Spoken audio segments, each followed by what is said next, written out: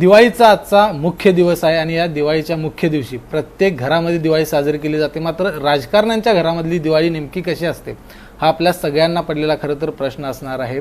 आणि म्हणूनच मी भाजपचे कोल्हापुरातील खासदार धनंजय महाडिक यांच्या घरामध्ये आलो. त्यांच्या घरामधली दिवाळी नेमकी कशा पद्धतीनं साजरी केली जाते, काय वेगळे पण असतं. खरं तर आपल्या सगळ्यांनाच माहीत आहे की राजकारण्यांच्या घरामधली दिवाळी ही दिवाळी निकालानंतर म्हणजे एखाद्या निवडणुकीनंतर विजय झाल्यानंतर जो उत्साह असतो ती खरी दिवाळी असते. आणि आता आपण जर बघितलं तर धनंजय महाडिक यांच्या घरातील हे सगळे फराळाचा पदार्थ आहेत ते सगळे अगदी गोडधोड या ठिकाणी केलेलं आपल्याला पाहायला मिळत आहेत. नातवासोबत खरं तर पहिली दिवाळी होती ती खूप लहान होता, आता थोडासा खेळायला सुरुवात केली आहे त्यामुळे तो एक वेगळा आनंद आहे. महाडिक साहेब, आपल्या म्हणजे आठवणीतली दिवाळी कुठली की ज्याच्यासाठी आपल्याला खूप ते दिवाळीची आठवण येते किंवा ती अविस्मरणीय आहे? दिवाळी हा सण हिंदुस्थानातला सर्वात मोठा सण आहे आणि तो आम्ही महाडिक परिवार अतिशय उत्साहानं आणि जोमानं प्रत्येक वर्षी दिवाळी ही आमची त्यामध्ये वाढ होत चाललेली आहे. आणि खूप उत्साहानं संपूर्ण परिवार एकत्र, खरं म्हणजे आपण सगळे व्यस्त असतो, आम्ही सगळे व्यस्त, मुलं व्यस्त असतात, प्रत्येकजण कामात असतात, पण दिवाळीला 4 दिवस सगळेजण घरामध्ये असतात आणि आम्ही ते एन्जॉय करतो. अनेक दिवाळी आहेत ज्या खूप यादगार आहेत ज्याला आपण म्हणू शकतो.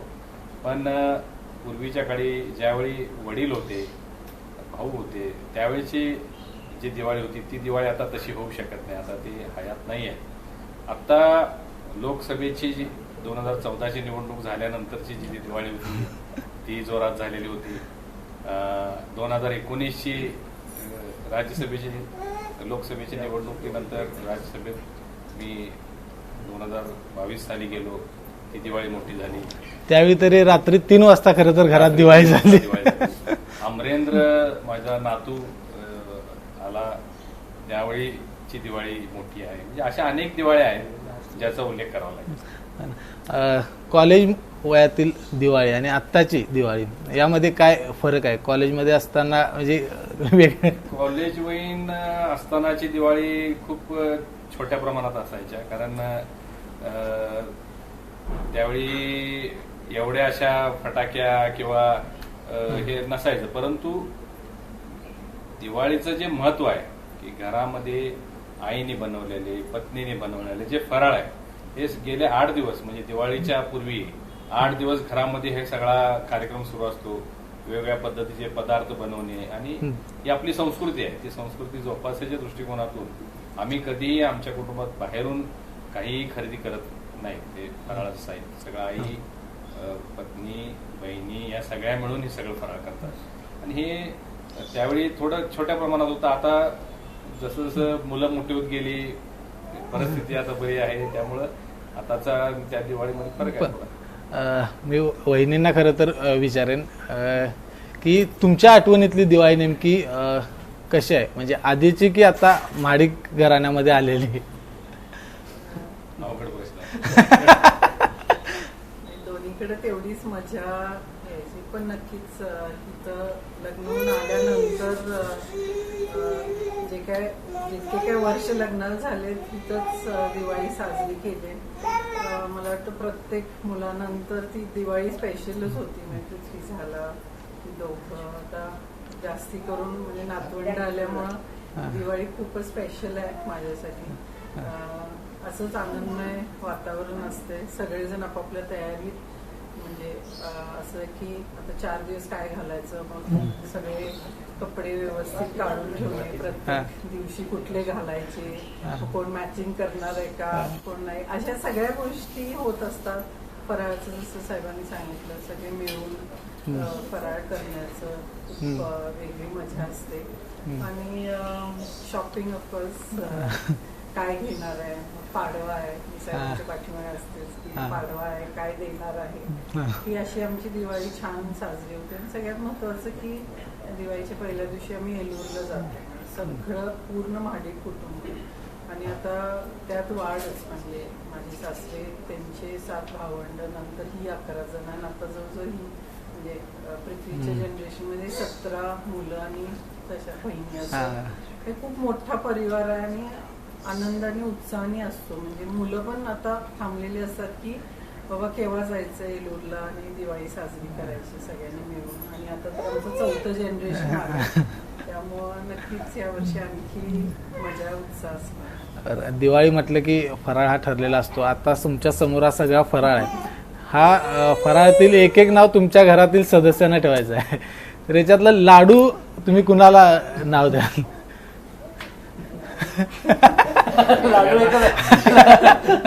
हो, आता लाडू आमचा अमरेंद्रच आहे. सगळ्यांचा लाडू असायचा. सगळ्यांचा लाडू आहे. आणि याच्यातील जर करंजी म्हटलं तर कोण तुमच्या घरात? आणि सासूबाई छान करतात, त्यामुळे त्यांना करायला म्हणायला हरकत नाही. त्यांचं सगळं त्यात म्हणजे उत्साह असतो किंवा ते गरम गरम साहेबांना खायला घालायचं असं त्यांचं असतं. त्यामुळं पूर्ण वेळ त्या ते केव्हा करायचं कसं करायचं यात असतं. आपल्याकडे बुंदीचे लाडू आहेत. शंकरपाळी कोण? हा, शंकरपाळी कोण आहे?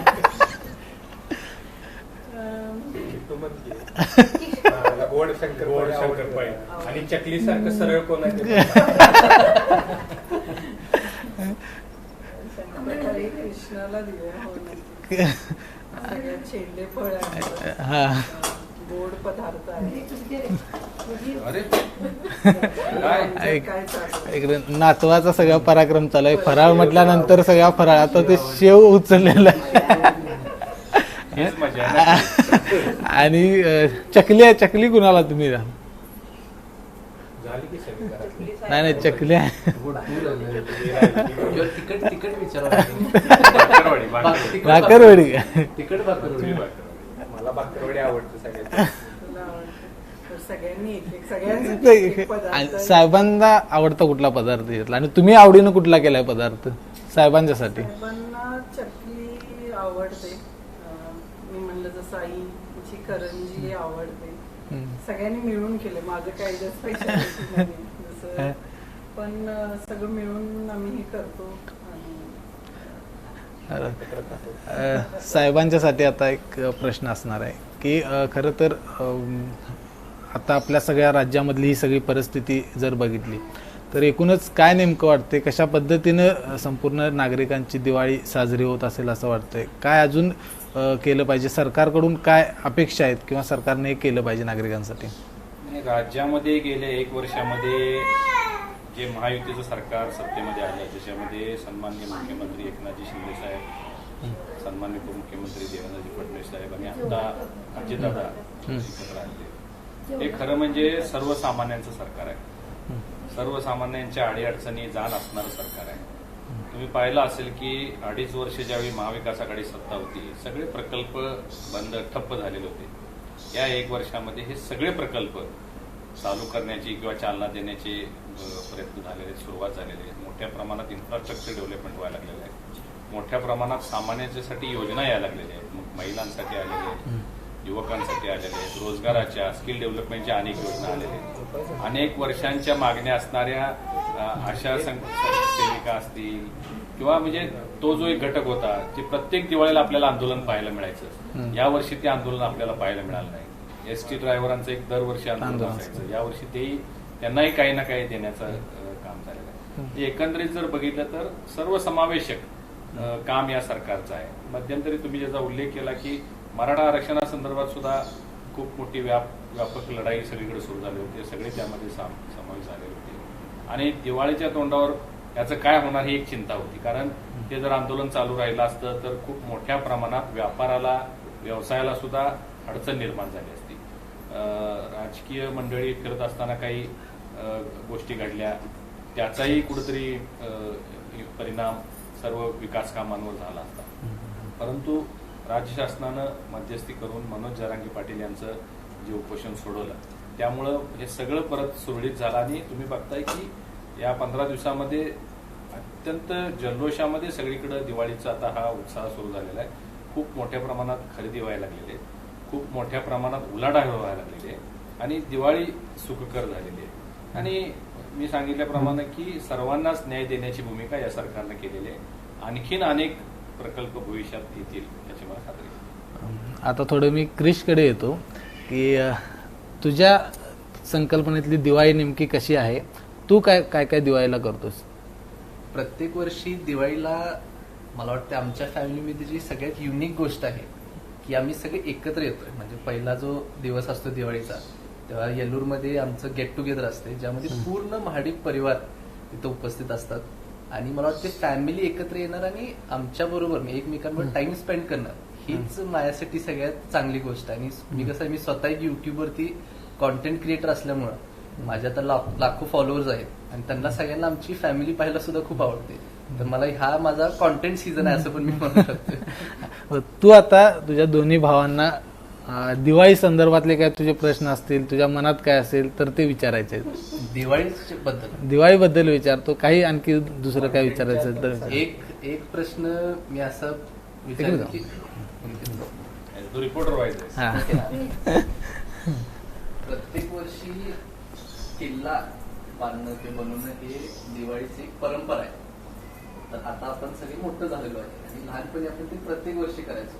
पण ह्या वर्षी तुम्ही किल्ला बांधलाय का नाही आणि नाही बांधला तर का नाही बांधला आणि बांधला आहे तर ते कशा पद्धतीने?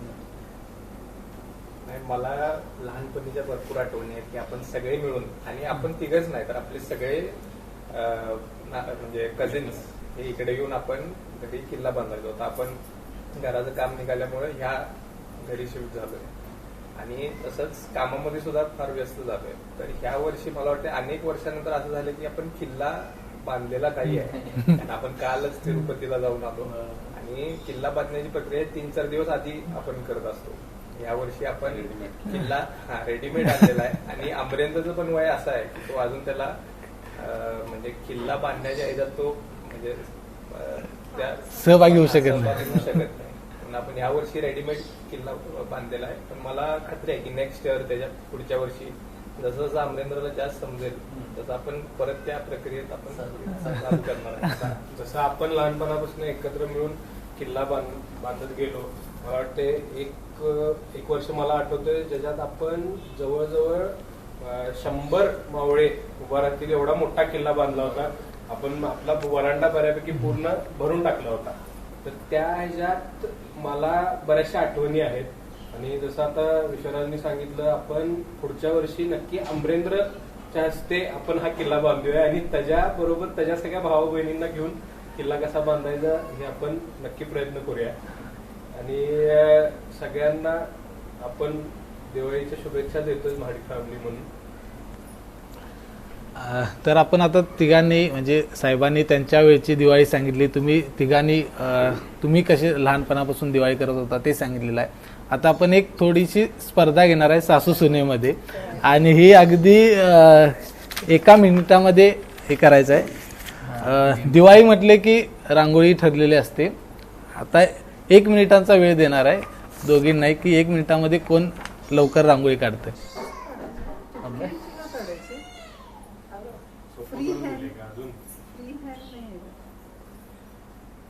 Geometrical shapes काढवणे.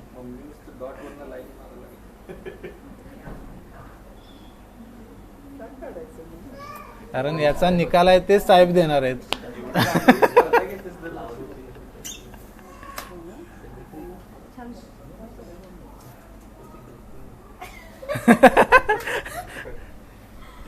अरे काढ ना तू.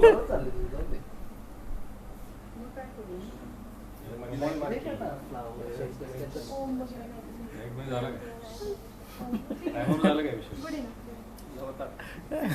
20 सेकंड. 10, 9, 8, 7,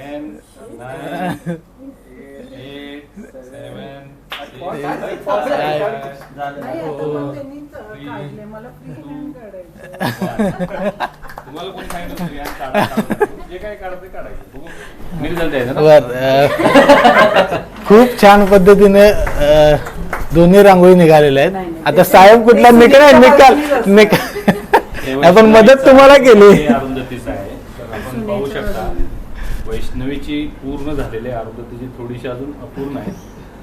आजची विनर वैष्णवी आहे, पण अरुंधतीची पूर्ण झाली असेल तर अरुंधती थोडासा वेळ कमी पडतो.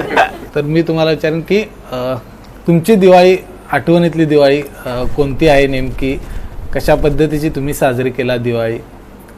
माझं लग्न की सासू आणि दोन्ही आज्यांनी मिळून मला सगळं फराळ करायला शिकवलं होतं आणि कोल्हापूरच्या काय काय वेगळ्या वेगळ्या पद्धती आहेत मला ते सगळे शिकवलं होतं.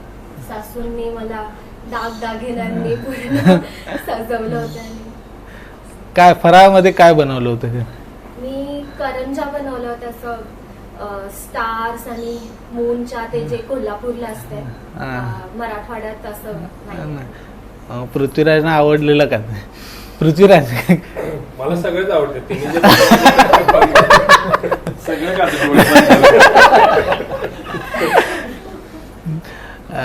तर खूप छान पद्धतीनं आम्ही नेहमी तुमचे व्हिडिओ बघतो यूट्यूबवरती. खूप चांगल्या पद्धतीचं आपल्या फॅमिलीचं सगळं एकोप आहे. साहेब, सगळ्यात शेवटी महाराष्ट्रातल्या जनतेला तुम्ही कशा पद्धतीनं दिवाळीच्या शुभेच्छा द्या? महाराष्ट्रातल्या जनतेला मला अशा पद्धतीच्या शुभेच्छा द्यायच्या आहेत की ही येणारी दिवाळी आपण सर्वांनी सहपरिवार सहकुटुंब अगदी जल्लोषात आपण साजरी केली पाहिजे. आपण पाहिलं असेल आमच्या कृष्णाच्या व्हिडिओजमध्ये सुद्धा आपण पाहिलं असेल की आम्ही प्रत्येक वर्षीची दिवाळी जी आहे ते आम्ही सगळे कुटुंब एकत्रित साजरा करतो. आज सुद्धा आम्ही दिवाळीला सकाळी जे स्नान असतं, दिवाळीच्या दिवशी आई आम्हाला तेलाने मसाज करतात, उठणं लावतात. पाडव्या दिवशी अरुंधती मला वैष्णवी पृथ्वीला ते स्नान असतं. भाऊबीजे दिवशी बहिणी मला 6 बहिणी आहेत. खरं म्हणजे भाऊबीजला भावानं बहिणीकडे जायचं असतं, परंतु मी खूप नशिबान आहे की माझ्या 6च्या 6 बहिणी दिवाळीला म्हणजे रक्षाबंधनला असेल किंवा भाऊबीजला असेल त्या सगळ्या कोल्हापूरला येतात आणि त्या दिवशी त्या आम्हाला हे सगळं अभ्यंग स्नान करतात. जसं मगाशी अरुंधतीने सांगितलं की दिवाळीच्या पहिल्या दिवशी येलूर हे आमचं मूळ गाव आहे, जिथं माझे वडील सगळ्यात थोरले भाऊ असे 7 भाऊ म्हणजे 7 भावंडांची आम्ही सगळेजण 11 जण होतो आणि आमची आता जवळजवळ 22-23 मुलं. हा सगळा परिवार आमच्या सगळ्या काकी, आत्या, महिला सगळ्या आमच्या सगळी लहान मुलं संपूर्ण परिवार येलूर या ठिकाणी एकत्र येतो आणि आम्ही खूप मस्त मजा करत तो दिवस आम्ही त्या दिवशी आम्ही कोणीही दिवाळी दिवशी माझं एक विचारायचं राहून गेलं, तुम्ही किचन मध्ये कधी शेवटचं गेला होता आणि तुम्ही काय स्वतःच्या हातानं बनवलेलं आहे का? वहिनी काय बनवलेलं आहे? मी त्याचं उत्तर येलूरची जी आमची दिवाळी असते ज्या पद्धतीनं परिवार एकत्र घेऊन आपण साजरी करतो त्या पद्धतीनं महाराष्ट्रातल्या जनतेनं संपूर्ण परिवारासोबत आपली दिवाळी साजरी करावी. तुम्ही किचनचा उल्लेख केला. मला किचनमध्ये कधी आईनी पत्नीने जाऊ दिलं नाही, परंतु लॉकडाऊन हा असा पिरियड होता की मला वाटते आयुष्यातला गोल्डन पिरियड माझ्या आणि अनेकांच्या असेल. कारण त्यावेळी सगळे एकत्र तर होतोच किचनमध्ये. त्यावेळी आईने आमच्या सगळ्यांचं जे फेवरेट आहे तुपातलं मटण ते आम्ही त्या लॉकडाऊनच्या पिरियडमध्ये किचनमध्ये केलेलं होतं. आणि मला तर असं म्हणजे मोदीजींनाही रिक्वेस्ट करायची की वर्षातून 8 दिवस लॉकडाऊन प्रत्येक वर्षी करावं, जेणेकरून सगळेजण आपल्या परिवारासोबत राहतील आणि टाइम चांगला स्पेंड करतील. आणि ज्या पद्धतीनं या वर्षीच्या दिवाळीमध्ये मोदीजींनी वोकल फॉर लोकलचा नारा दिलेला आहे. त्यांनी सांगितलं की आपल्या स्थानिक उत्पादकांच्याकडून आपण वस्तू खरेदी करा. आणि त्यांनी हे अनाउन्समेंट केल्यानंतर आपण पाहिलं असेल कालच्याच पेपरला मी वाचलं की चायनाच्या बाजारपेठेवर 1000 कोटी रुपयेचं नुकसान झालं चायनीज बाजारचं. म्हणजे तेवढीच इन्व्हेस्टमेंट किंवा तेवढी खरेदी भारतामध्ये होते. हा मोदीजींच्या एका त्यांच्या घोषणेमुळे एवढा मोठा फरक स्थानिक व्यापाऱ्यांना. मी सुद्धा स्वतः आम्ही सगळे परिवार महाद्वार रोडवरती आम्ही पान लाईनला स्वतः जाऊन तिथं छोट्या छोट्या व्यापाऱ्यांच्याकडून पंत्या घेतलेल्या आहेत. कुंभार महिला होते त्यांच्याकडून पंत्या घेतल्यात. काही महिलांनी आकाशदिवे बनवले होते ते घेतले, काही फटाके घेतलेले आहेत. अनेक प्रकारच्या वस्तू खरेदी करून त्याचा एक वेगळा आनंद आहे. सगळ्या परिवारानं बाजारपेठेत जाऊन खरेदी करणं. तर मी आपल्या माध्यमातून लोकांना सुद्धा हे आवाहन करेन की आपण सुद्धा स्वतः संपूर्ण कुटुंब ऑनलाईन काही खरेदी न करता दिवाळीची आपण बाजारपेठेत जाऊन खरेदी करावी आणि आपल्याबरोबर त्यांचीही दिवाळी गोड होईल असा प्रयत्न केला पाहिजे. धन्यवाद साहेब. तर आपण बघितलं की याच्या आधी देखील आपण महाडिक कुटुंबियांचा एकोपा पाहिलेला आहे, नेहमी अनुभवत आलेला. आज देखील अशाच पद्धतीने दिवाळी साजरी केलेली आहे. महाराष्ट्रातील देशातील संपूर्ण जनतेला देखील त्यांनी शुभेच्छा दिल्यात आणि ही दिवाळी भरभराटीची जाऊ अशा पद्धतीच्या शुभेच्छा खासदार धनंजय महाडिक यांनी दिल्यात. कॅमेरामन निलेश शेवाळेसह विजय केसरकर, एबीपी माझा, कोल्हापूर. एबीपी माझा, उघडा डोळे बघा नीट.